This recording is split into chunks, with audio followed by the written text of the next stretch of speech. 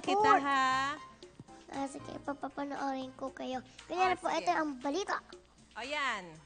Flash report Oo, with Ate Maris Umali.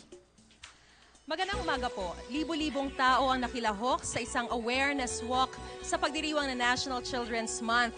Layo nitong maisulong ang mga karapatang pambata. Binigyan diin din ang kahalagahan ng edukasyon na isa sa epektibong paraan para mailayo sila sa kapahamakan at maibigay sa kanila ang magandang kinabukasan. Mula sa Tahanan ng Katotohanan, ako po si Mariz Umali. Okay ba? Kaya mo yun! Kaya mo yun! Hindi kayo nasinok. Hindi ako sininok, tsaka hindi rin ako naubo. Ang galing niya po magbasa. Kayang-kaya mo Pwede ko po yan, bang Riza. subukan mo? Kailangan subukan mo yan. Oo, kunwari flash report. May flash report si Riza May Dizon. Pasok! Teka lang po. Natatawa ko.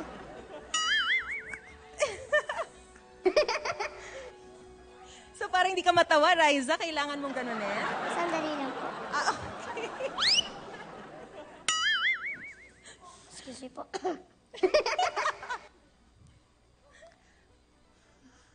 Okay na po. Magandang umaga po.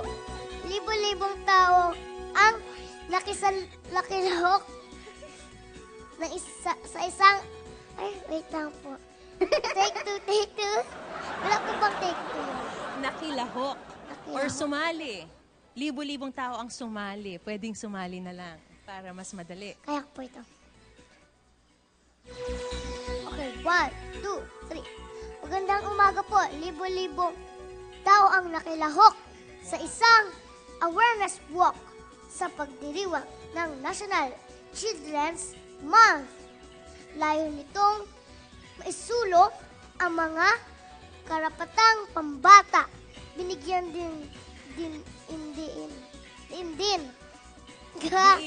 kahalagahan ng edukasyon na isa sa epektibong paraan para mailayo sila sa kapahamakan at mabigay sa kanila ang magandang kinabukasan.